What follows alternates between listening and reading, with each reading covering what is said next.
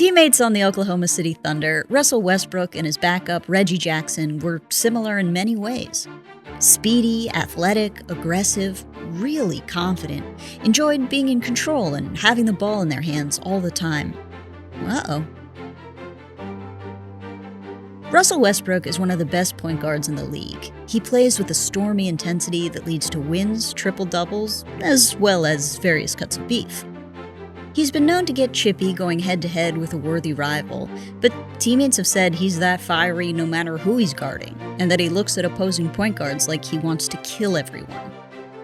Conflict motivates Westbrook, and he'll seek out confrontations in otherwise calm, benign, even fun situations.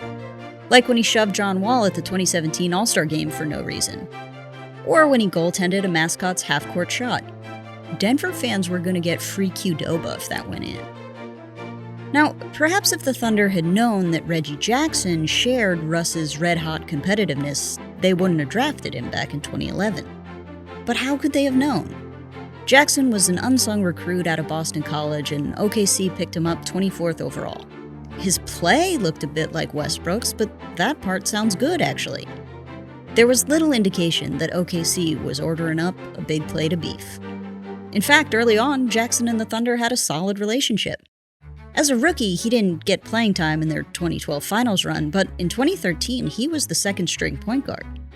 And when Patrick Beverley tore Westbrook's meniscus early in the postseason, Jackson became a starter and rose to the challenge. Sure, he couldn't take them back to the finals, but he stepped into a leadership role and captured some coveted hearts and minds. In the 2014 season, Jackson developed into an outstanding sixth man, filling the role James Harden had once occupied for the Thunder. Coach Scott Brooks would use Jackson to generate offense when Kevin Durant and Westbrook both sat for a breather. Then he'd close games with all three on the court, Reggie in at shooting guard. He was undersized for a 2, and it wasn't his natural position, but it worked out. The fans loved the little backup who could. There was even fear he might outgrow that six-man role and salary and want to move on. After all, that's how they lost James Harden. Jackson deepened those fears when he indicated he wanted to be a regular starter, which was not going to happen in Oklahoma. They already had a starting point guard. Reggie didn't say he thought he should start over Russ, but he did kinda say Russ was in the way of what he wanted. Westbrook didn't comment, but there's a chance he took Jackson's words personally because, 1, he's prone to taking things personally, and 2, while the organization and fans loved Reggie, behind the scenes, Westbrook and Jackson had a less than friendly relationship. Russ didn't exactly take the sub under his wing. Rather, he played so intensely against Jackson at practices, it was as if he was ramming the ball down Jackson's throat. But the extreme competitiveness wasn't just one-sided. Consider this anecdote. Once, after a late game, a reporter from the Oklahoman was sitting in the Thunder locker room to type up his story. Westbrook told him to get out of the chair because chairs were for players, and because Westbrook likes to stir the pot. The reporter got up, but then Reggie Jackson wheeled him over another chair. The reporter said Reggie did it not to be nice to him, but to directly undermine Westbrook. About Reggie swiveling over his chair to me that time in the locker room. Reggie clearly had something against Russell. Reggie likes to stir the pot, too. Okay, let's jump to the first round of the 2014 playoffs. The Thunder found themselves down 2-1 against the Grizzlies. In Game 4, the Stars didn't play well. But Reggie Jackson came up big to save the Thunder season while showing he had the potential to be a real star in this league. On the floor after the game, Westbrook and Durant were all celebrations and hugs, but the post-game press conference was a little different. OKC didn't send Jackson to the podium to talk about his game-high 32-point performance. According to an Oklahoman reporter on the scene, it was very clear why Jackson wasn't at the podium. Kevin and Russell didn't seem to want to let him shine after the game that night. In the conference finals, the Thunder went down 0-2 to the Spurs. Needing an offensive punch, Brooks started Jackson, at the 2, not in place of Westbrook. And it worked. Hold on, it worked a little. Reggie played well and they won a couple games, but the Thunder still lost the series in the end. In Jackson's exit interview for the season, he again said he wanted to be a starter. And while you could react to this sentiment by saying, "That's nice, what a self-assured, candid young man," I don't think that's how the Thunder reacted. See, Reggie talking about his own ambitions above the team as a whole did not gel with OKC's philosophy. Brooks' exit interview was all about the importance of sacrifice and committing to your teammates, as was Kendrick Perkins and Serge Ibaka's. Just a few days after the playoffs, Brooks expressed doubt Reggie would be a regular starter. And guess who agreed with him? Russell Westbrook also told the press he wasn't so sure Reggie should start alongside him at shooting guard. Alright, you can think that about your teammate, but you don't say it publicly. Unless maybe you're trying to be a little mean? The summer saw Jackson and OKC fail to sign an extension to his rookie contract, so Reggie was headed to free agency after one more season with the Thunder. Which was a little tricky. Was Reggie going to spend the 2015 season humbly doing what was best for the Thunder? Or was he going to showcase himself, hoping to earn max cash on his next contract? That question was answered immediately. On Media Day, Reggie restated that he wanted to start, explaining why with a confidence that bordered on hubris and gave a big old middle finger to the Thunder's self-sacrificing ethos. When the season started, Jackson missed the first 2 games with a sprained ankle, but was cleared to play for the third. And he would have started because Westbrook was out hurt. That's just what he wanted, right? Apparently not, because Jackson didn't play. At the shoot-around the morning of the game, he told reporters he wouldn't play because of his injury. Then, in front of everyone, he turned around and dropped a huge windmill dunk that I'm assuming required a fairly sturdy ankle. Seemed Reggie was annoyed he hadn't been traded somewhere he could be a regular starting point guard, so he was sending OKC a message. Something along the lines of, "I hate you." Oh, and he also gave the press a quote telling everyone who hadn't figured it out yet he had a foot out the door. He did play in the following game. Westbrook was still hurt, so Jackson started, but the increased role wasn't great for Reggie. He took a lot of shots, didn't run the offense, and pissed off his teammates. Both Ibaka and Perkins looked him off for the outlet pass at least once, and Perkins even bumped Jackson out of the way on one possession. After the game, which was a Nets rout, Brooks basically called Reggie selfish.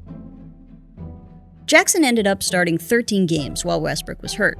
He put up good numbers everywhere except the win column. During this period, he wrote SPG for starting point guard on his shoes, which I cannot imagine Russell Westbrook liked one bit. Westbrook returned at the end of November, and Jackson was back to the bench, but he wasn't always the go-to 6th man anymore. Sometimes he was the 10th man. Seems Brooks had had enough of Reggie Jackson. At the start of January, the Thunder picked up shooting guard Dion Waiters, which meant bad news for Reggie Jackson. Jackson's playing time took a bigger hit as Waiters saw 6th man in crunch time minutes. Meanwhile, the Thunder were having a frustrating year. They were supposed to be 2015 title contenders, but instead injuries kept messing them up and they couldn't find their rhythm. And you know what wasn't helping? Chemistry problems in the locker room.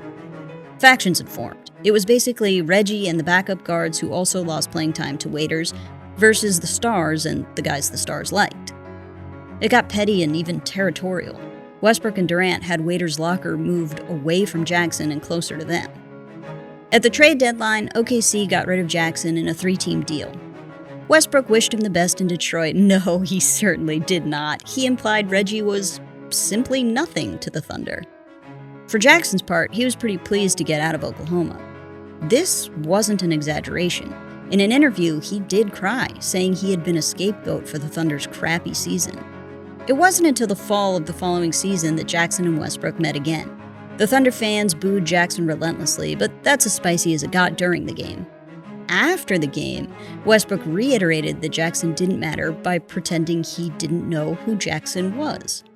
Anticipation about Reggie's return to OKC. How do you think y'all handled him today? Who? Reggie Jackson. Oh, what happened? That's a deep burn. They were teammates for 3.5 years. Russ eventually admitted he knew of Reggie Jackson, but said he didn't care about him. At the end of the regular season, Detroit and OKC met again in a game that mattered to the Pistons, who were clinging to the 8th seed, but didn't matter to the Thunder. They already had the 3 seed locked. They sat Durant and Ibaka. Russ didn't sit, and teammate Nazir Muhammad claimed it was because Westbrook wanted to play against Jackson. But that was just Muhammad's opinion based on Russ's never-back-down spirit and hatred of Jackson. It's not confirmed, and Westbrook certainly didn't say anything about wanting to play Reggie. Not really his style to give Reggie the satisfaction. The game was close, and in the final minutes, believe it or not, Reggie outplayed Russ. He had an authoritative dunk to go up 5 in the last minute and a half. Russ had a fumbling turnover. He did hit a 3 to cut the lead to 2, but then Jackson hit some clutch free throws to seal the game. I'm guessing outperforming the guy who publicly said you shouldn't start alongside him, didn't let you have the podium when you saved the season, and then pretended to forget who you were felt pretty good. I'm also inferring that it felt good because Jackson celebrated before the game was over kind of a lot. It bothered Westbrook, as you can see in this photo. It's like Westbrook saying, "Look at this asshole, celebrating a game we didn't even care about." But I don't think you do this if you truly don't care. After the game, Russ sat in the locker room seething and didn't talk to reporters for an hour. When he finally did, he dropped the whole "I don't remember Reggie Jackson" act and spoke more pointedly, calling Jackson's celebration some real bullshit. And he did then reinforce his previous statements that Jackson was a non-entity when he was on the Thunder. In response to Westbrook's criticism, Jackson downplayed any controversy, but I don't really buy that. Especially because a couple months later, when the Thunder blew a 3-1 lead to the Warriors in the Western Conference Finals, Jackson tweeted a sassy little emoji. But then things actually did cool down. Westbrook had bigger beefs to fry in the fallout of the 2016 season. Due to injuries, Westbrook and Jackson didn't play each other at all in the 2017 season. When they finally faced off again, Jackson seemed more eager to talk about Thanksgiving than his old team. And Westbrook claimed he didn't remember Reggie's, quote, bullshit celebration. Maybe he really didn't remember, it'd been a year and a half, or maybe Westbrook was hitting his theme of, "I don't remember that insignificant player." Either way, there were no sparks during the game and no pot-stirring quotes after the game. In the 2019 season, Russ gave Jackson the Rockabye Baby celebration after beating him on the baseline, but he's done that to lots of people. And this one was pretty quick, so it's hard to say there was any extra vitriol to it. The conflict between Russell Westbrook and Reggie Jackson stemmed from the classic friction between a starter and his backup. Only it escalated quickly because both players have a unique variety of aggressive confidence. It didn't help that OKC's title chances got thwarted and everyone was ornery. When Reggie finally left OKC, Russ let shade fly, but it wasn't going to go on forever.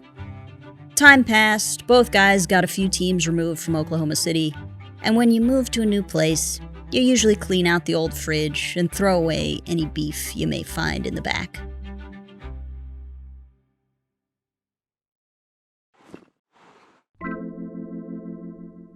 Thanks for watching, folks. Here are a couple other videos you might enjoy, and feel free to click here to subscribe. Alright, that's all from me. For now. For Secret Base, I'm Clara Morris. Good night and good game.